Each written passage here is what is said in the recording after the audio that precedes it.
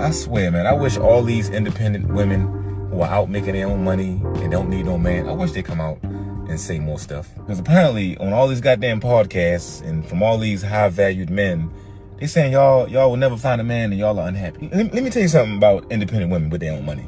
They are out having a fucking blast. Fucking social media had you thinking it's rich women out here crying because they ain't got no kids. No, they on a boat. They out here shaking their ass, starting businesses right after a fucking Zoom call. They the rich aunt that come to the family gathering and they rile your kids up and then leave. That's probably the only thing I don't like about them. You just gonna get my child all hyped up and shit, give him some money and then walk the fuck off and leave. You see them every day on your timeline. They just wake up on a Monday and post a video on the beach and shit. They have like a different sense of self and they realize they don't have to live how you tell them to. And they don't need no fucking soulmate or a husband telling them what the fuck to do because everybody around them serves their soul. Tell me I'm fucking wrong. Get your money, man.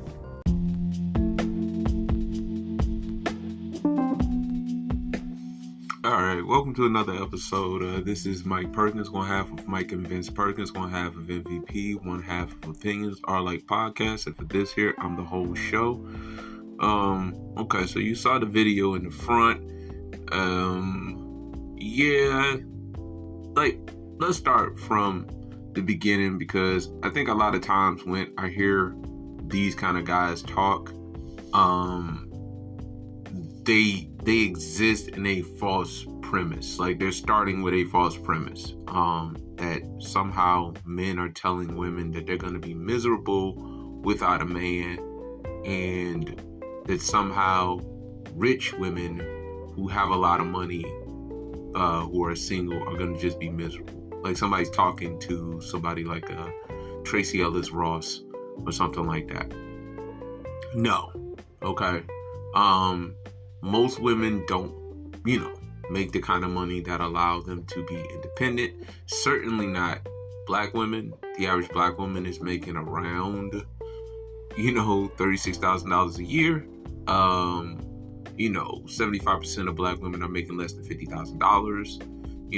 There's a lot of financial information that is readily available that, people have put out, and still we have these, again, starting false premises where it's just starting from a very small remnant minority of women. So, for example, black women are like 6.5% of the nation.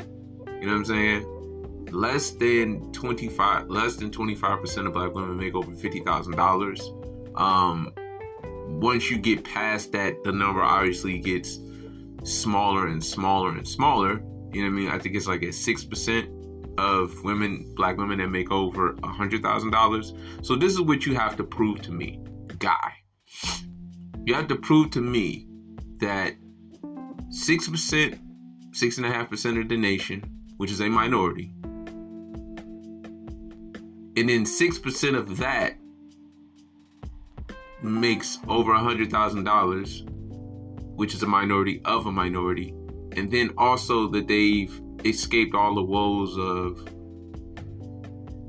consumerism, hyper-consumerism, student loan debt, consumer loan debt, bankruptcies, so on and so forth. Like, you have to prove to me that they've sidestepped all of that stuff, and some, 60% of black women have nothing saved for retirement. You have to prove to me that they've sidestepped that, and then we're left with what we're left with. So essentially a minority of a minority of a minority of a minority, which at this point is just inception, So you start at a false premise. So now for the few women that exist in this space, let's talk about them. Okay. So if you're talking about somebody like, again, the aforementioned Tracy Ellis Ross, I would never say that she's going to be unhappy. I would think that she has made a decision, at least I would hope that she's made a decision to not have kids, not have a husband, be single, and I hope that that makes her happy. Like, I think most people hope that that makes her happy. This is the issue. The issue is that you don't get to come back to the very same game that you opted out of and then act as if the game didn't give you opportunity. Don't act like the game didn't give you opportunity. It's just like with the whole Lori Harvey situation. I don't think men are mad at Lori Harvey for what she did. You know what I'm saying? Breaking up the relationship, rather, or whatever. Nobody's mad at her. Like, it's no reason to be mad at her. What would piss most men off is that you come back to the very same game and say, this game did not afford me an opportunity. The game gave you Michael B. Jordan. You're kind of getting cream of the crop, apex predator dude.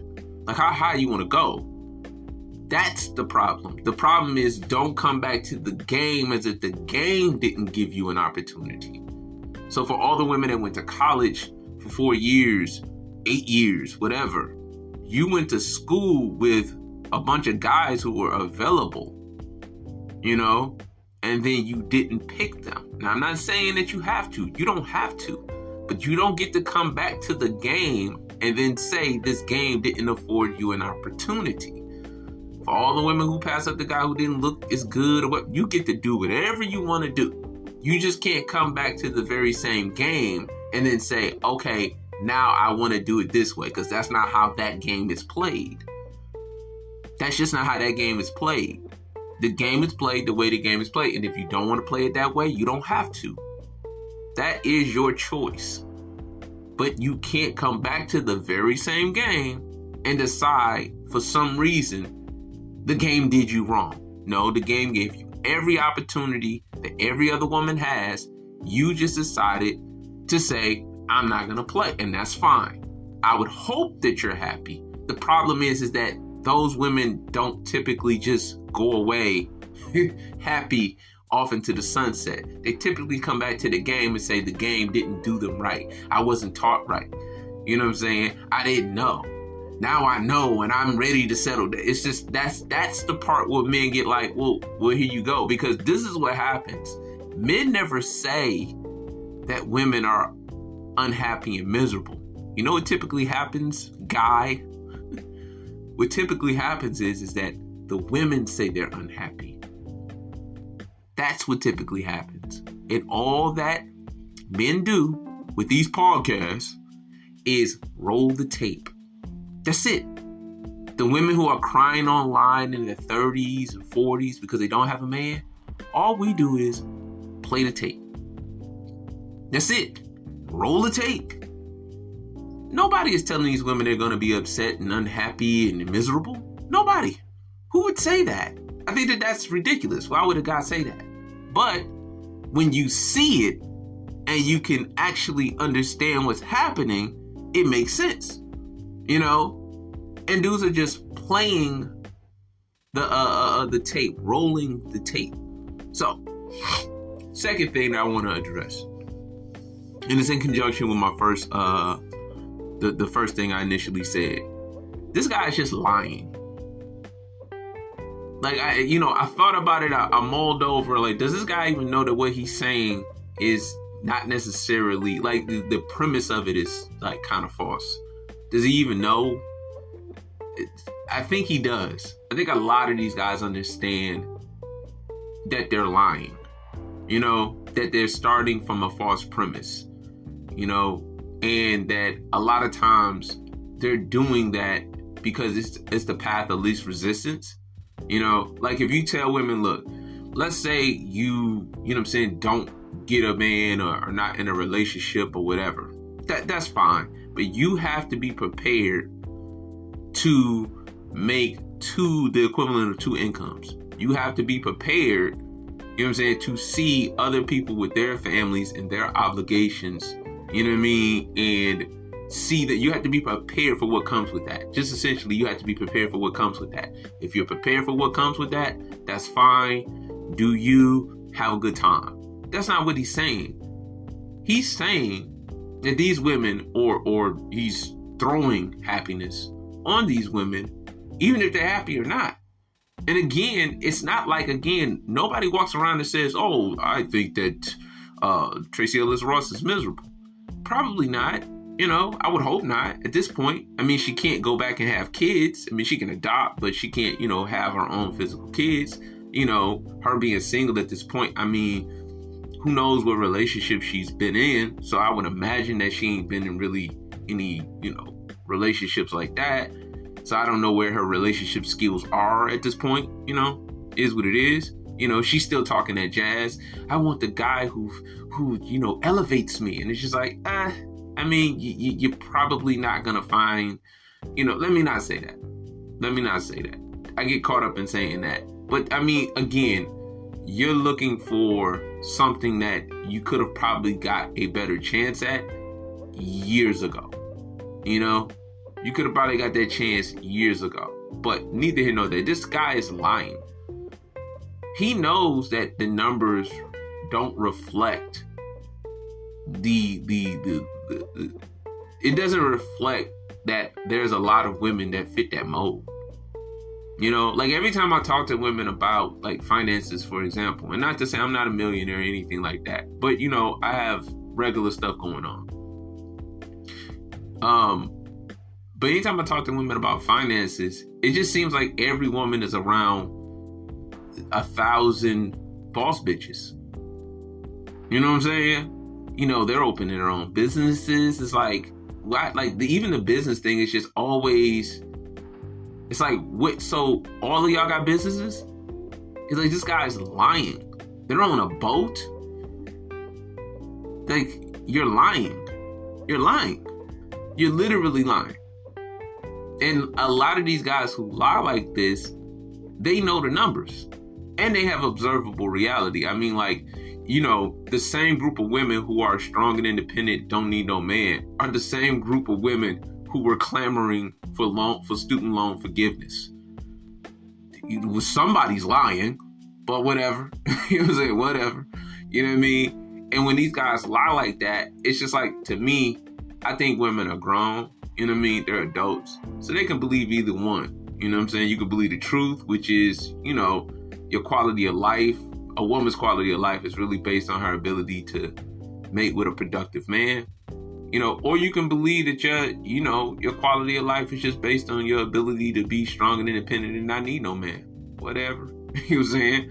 Whatever. Whichever one is good for you.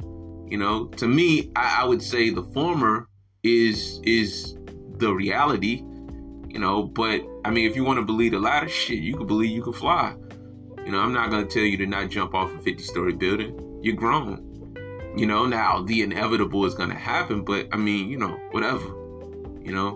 I mean, and the more and more women we see crying at 40 on the internet, I mean, the math of it is going to reflect that, So for that guy, man, like, I hope you're getting all the coochie and all the followers and stuff that you get from saying stuff like that. I mean, at least I hope you're getting something out of it. If you're not getting followers and coochie and money, it's no real reason to do that. You know what I mean? But anyway, man, that's my time.